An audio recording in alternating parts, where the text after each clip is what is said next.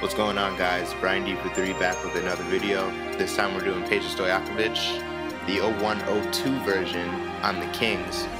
Now this 01-02 Kings team was one of the best teams in NBA history to never win a championship, and they were kind of beaten by the Lakers in 7 games back in 01-02 or 2000 in the 2002 playoffs, because Robert Horry hit a really clutch three-pointer to force Game 7, and then the Lakers obviously won the Game 7. But anyway, this season Peja averaged about 20 points a game, and he was really a big-time scorer for the next couple of years. He was second in the league in scoring in 03-04, and he ended up making 3 All-Star teams in his career.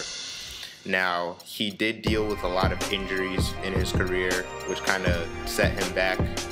So when he went to the Hornets and he was finally healthy, he was finally able to contribute on that team, and they made a pretty deep run in the playoffs. Back when CP3, that year that CP3 was second in MVP voting, I think that was 07-08, and they lost to the Spurs in the playoffs.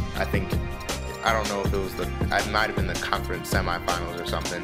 But anyway, he went on in 2011 with Dirk Nowitzki's Mavs and took on the Heat in the finals, and they won that series and he got his championship. But that same year, he finally got his revenge on the Lakers too. If you remember that Game 4, he kind of torched the Lakers. Him and Jason Terry both, actually. They only missed like 1 three-pointer between the two of them, I think, and they shot like 12. It was crazy. I remember that game.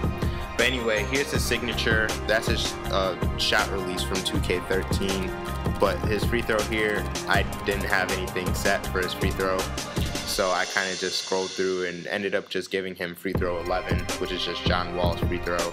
He's a really good free throw shooter in his career. I think about 90 or 89%. So I didn't really think his free throw really mattered that much. But I also forgot to include his badges. His badges are microwave, volume shooter, limitless range, corner specialist, and deadeye. And I also gave him beta dog. But in this particular clip, he does not have beta dog because he's not the second best offensive rated player on the Kings with DeMarcus Cousins and Rudy Gay. But anyway, that's beside the point. Here are his per 36 numbers. They're not exact, but yeah, whatever. But I know what you're still thinking. You're like, Peja Stojakovic, I never heard of him. What's the big deal? I mean, he's just some dude who is pretty good on a couple of good teams, right? Wrong. My man gets buckets. And when I say buckets, I mean that with a capital B. The man personifies Brian D for 3. At least the 3 part, not the Brian D, because you know nobody's Brian D but Brian D. But anyway, here's the pregame introductions. They actually pronounce his name, which is pretty cool. So his name must still be in the system.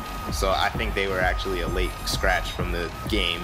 But here, obviously, you want to play with Peja Stojakovic like a typical person that would be on the all Brian D for 3 team. You just want to take his open threes, and you want to make his open threes. So you want to, when you're given a lane though with Peja Stojakovic, you can take it to the rim, because like I said, he was second in the league in scoring in 03-04. Look at me cheesing with that deep three-pointer. And when you're in transition, you want to find a corner with Peja Stojakovic. Obviously, he has that gold corner specialist. He's a really good three-point shooter from the corners. So be sure to take advantage of that.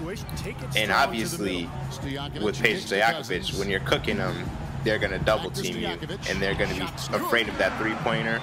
Don't be afraid to cut back door and get him that layup.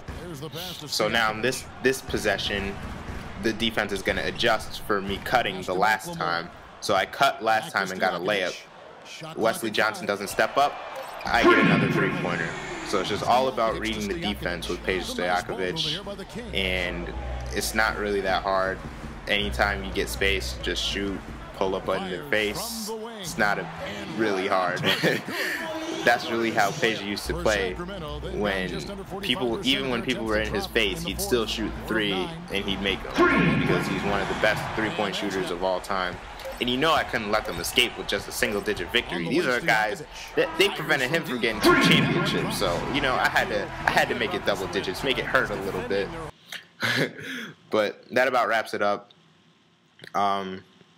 Be sure to tune in to the next video. I'll have more of these players coming, so stay tuned. Peace.